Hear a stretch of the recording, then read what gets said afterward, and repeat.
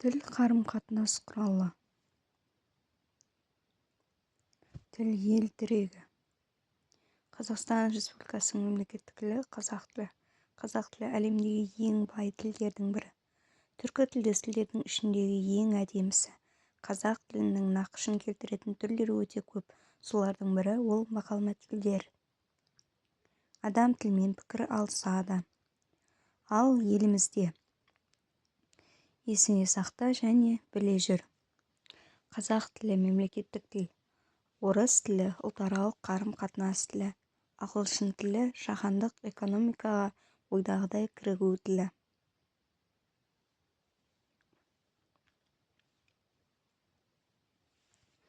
Ғабит Мүсірепов айтқандай, ана тілін ұмытқан адам өз халқының өткенін де болашағынан да қол үзеді.